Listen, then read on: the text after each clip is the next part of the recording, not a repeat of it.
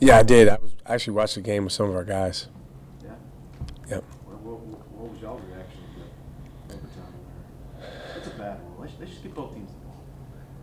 Yeah, I didn't even know that was a rule because that was actually the first NFL game I've watched this year. Really? But James is a huge Atlanta fan, so he was pretty distraught at the end. Sure. None of the rest of us watching really were pulling strongly either way. But it's just you learn a lot. Just it's another example about responding and about playing to win and all those sorts of things. So it's just on the biggest possible stage, Sure. in sports. So this weekend you had 3 of the top Big 12 teams lose. Do you think that's more of a reflection of how deep the league is, or maybe those teams were overrated to people? No, I don't think they're overrated. I think those teams are really, really good teams. I think the 3 teams you're talking about could beat anyone, anywhere. A lot of it has to do sometimes with where you are as a team on a given day, and the same goes for the other team. And I don't think in college basketball teams are necessarily always the exact same team from day to day. I think that the best ones find a way to be as consistent as they possibly be. But even over the course of a long season, sometimes they're not necessarily at their best. And then you got to give credit to the 3 teams that were able to get victories over those guys. They obviously had a lot to do with it.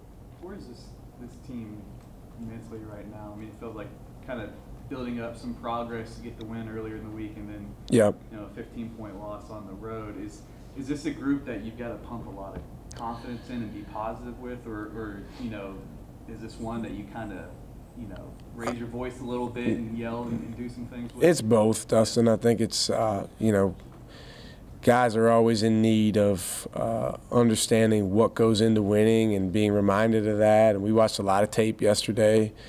I thought, in the TCU game, offensively, when we did the right thing, when we did what we know to do, we had some pretty good results. We had some pretty good shot opportunities. We made a decent amount of them. We shot a good percentage in the first half. But we didn't do enough of what we know goes into it. And I told the guys, I said, when you know what to do it. And sometimes it comes down to that.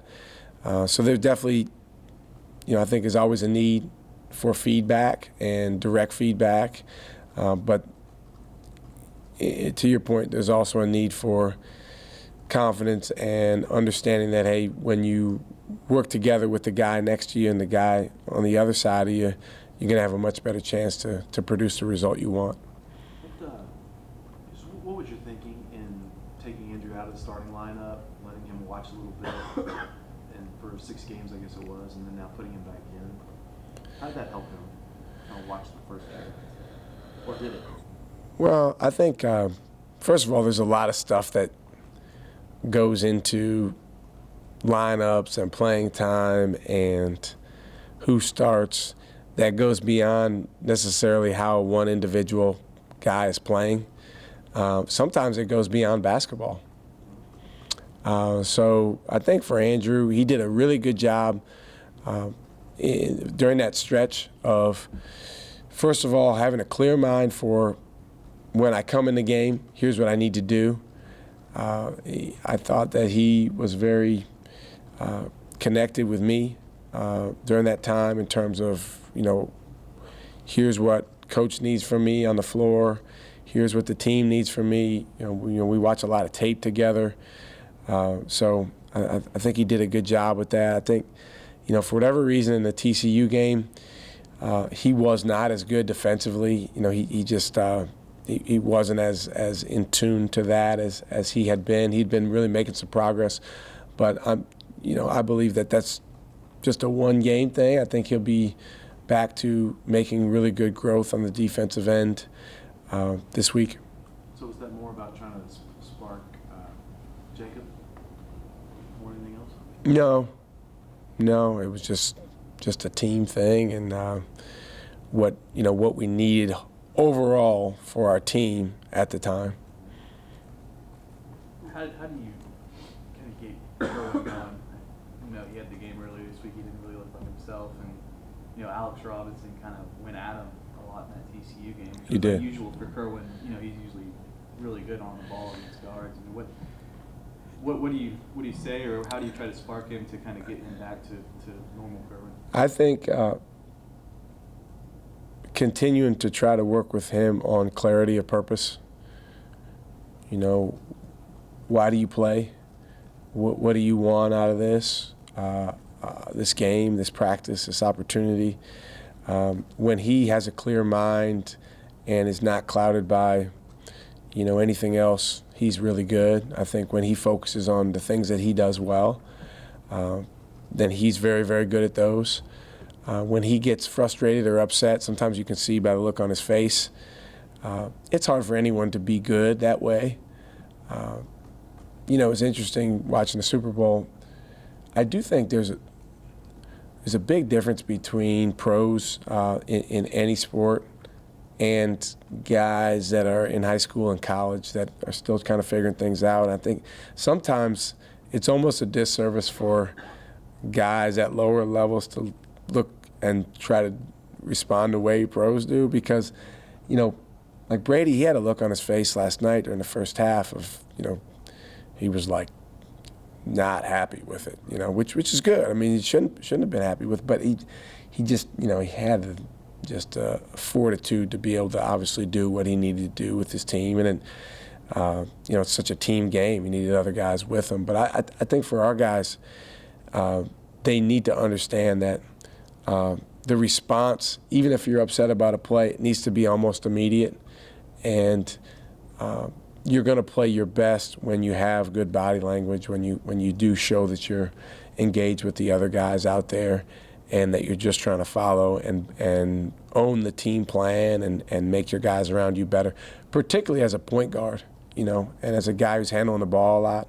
I mean, just little things like when our team has tight huddles, you know, guys, 5 guys together, really communicating well, we play better. When guys are kind of off, you know, on their own page, obviously we don't play as well. I thought a lot. This is gonna sound weird, but I thought a lot about you and your team Saturday morning when I was reading up on Yogi Ferrell and just what Yogi's been able to do with the Mavs. And, Yeah.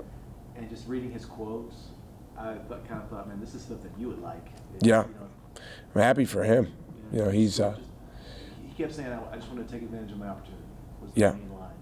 Well, you know, you get certain opportunities in life and in basketball, and you either take advantage of them or you don't. And, you know, it's really easy to look back and say, I should have done this or I should have done that. I think probably our biggest challenge, you know, when you're dealing with younger guys is expediting that thought process of, you know, forgive the pun, let me grab the bull by the horns, you know. And I got a text from Connor Lammert Sunday morning. I communicate with all those guys from last year's team quite a bit, the seniors and Isaiah. And, you know, Connor said, he said, man, I miss it. You know, I just miss being around the guys. I miss the feeling walking in that building. And he just said, tell the guys just to make sure they stay, they continue to work on staying together and being connected. And there's a clarity that you have when you've moved on from college. And, you know, our challenge, again, with these young guys is trying to create a little more of that clarity earlier. Has there been one guy off the court that's kind of been that person that everyone goes to for help or anything, like Shaq or Kendall? Have they been that leader outside of the court? No, I mean, we don't really have, I don't think we really have a player that everyone goes to. You know, but I've been around really, really successful teams that don't have that either. Although the best ones I've been around have that.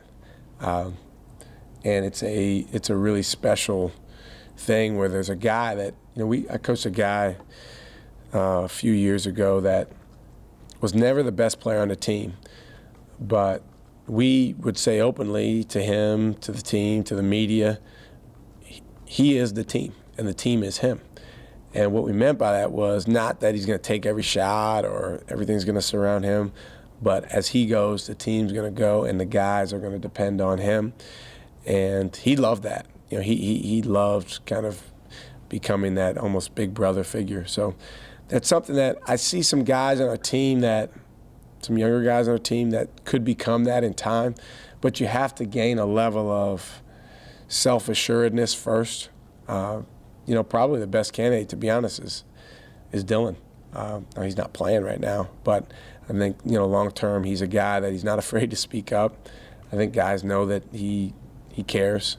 But that's big when you have someone like that. So is it fair to say that right now,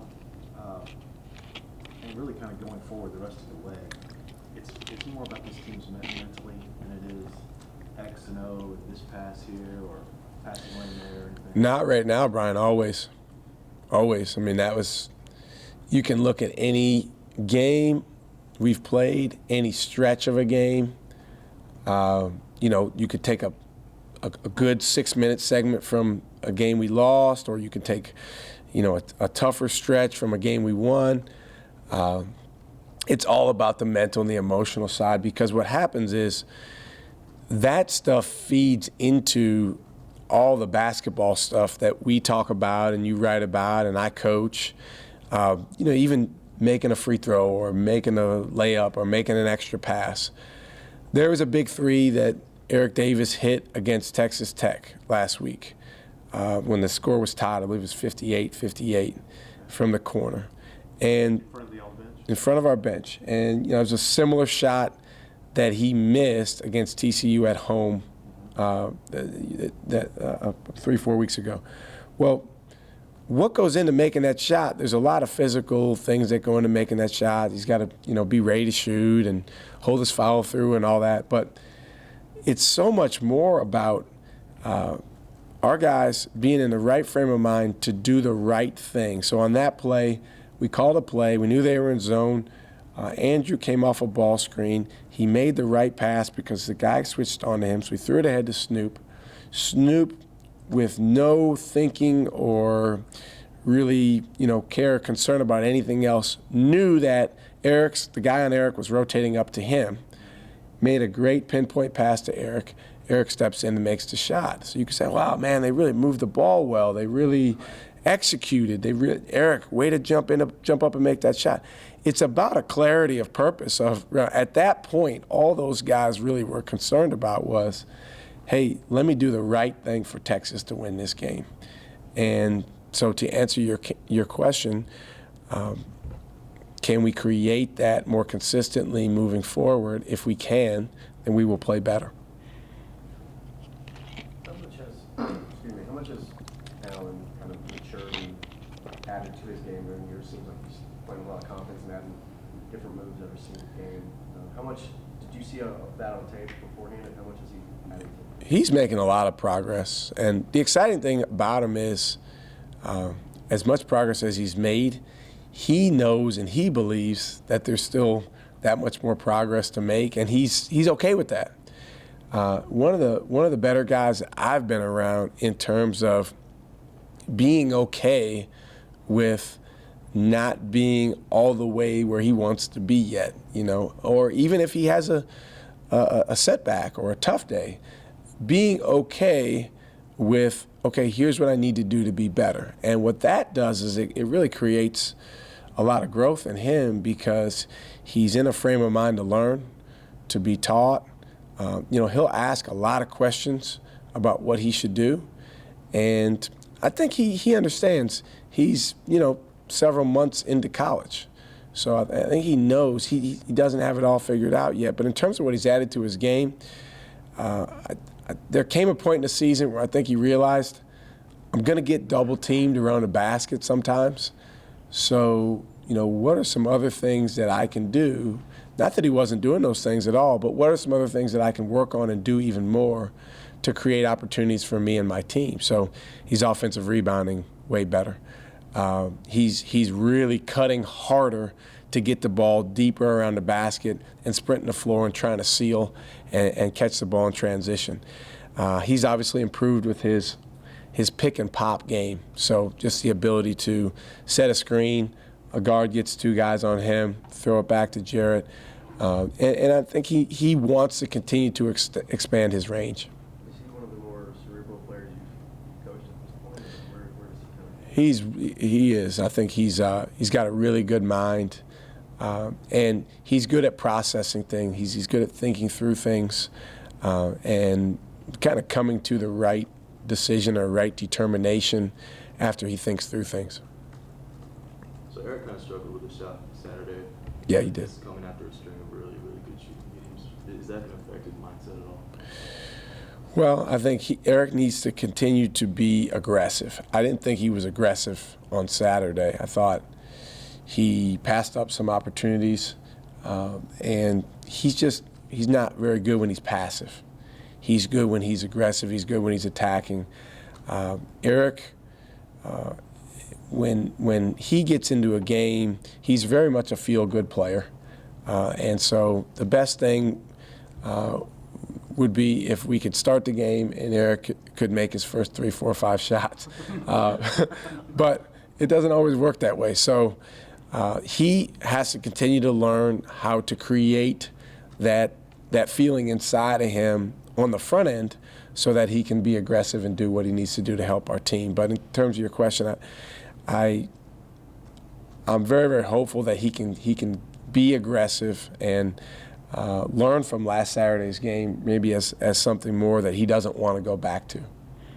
Besides your staff, I mean, is there anybody you've reached out to this year to kind of say, hey, I'm in one of these years I've never quite experienced before? Because if you coach long enough, you go through one of these years. Is there anybody you've kind of leaned on or reached out to and picked their brain about, how to balance, these results and recruiting young guys? I mean, a lot of people have reached out to me, and I'm appreciative of that. There's a lot of people that I might talk to here and there just to pick their brain. I'm just trying to focus on our guys and our team and trying to help them be in the right place they can be to move forward for today's practice, for tomorrow's game. And then, also, as I've mentioned a lot, is, just long-term for our program, really making sure that we're taking the steps we need to take culture-wise. And that includes recruiting. Because the biggest component of your culture is who you have personnel-wise and how they fit, how they interact with each other, how coachable they are. So those are all things that I'm really trying to focus on. Does this year feel like one when you're really at the point where you're just trying to establish the culture of the program? Because you did lose so many old guys, and it's just. Yeah, I mean, you always want to win. I mean, you want to be successful. As a team, you want your guys to grow and make progress, which I think a lot of the guys have. But then you want to put it together. But definitely, we knew this year was going to be a critical one for establishing culture. And to be honest with you, there's been some twists and turns in the year that you never really can anticipate. But when they come up, you can't just ignore them. You've got to do the right thing for the guys in your program and for the long term. Is it easier to get these guys' attention after what I was thinking? Yeah, we hopefully our guys had a great deal of respect for them already because we've already played them. But yeah, what they did at Kansas, we actually they had it on the bus when we were driving back from TCU, the end of that game. So it's probably the last 5 minutes of regulation and then overtime. So it's really impressive going in there, and nobody does it. It's been a long time. So again, you have to give a lot of credit to their team for playing with a level of poise, led by Monte Morris, and then Burton he's playing. If you took away the names and the reps and all that stuff, and you just watched basketball, the way the guy is playing, he's playing as well as anybody.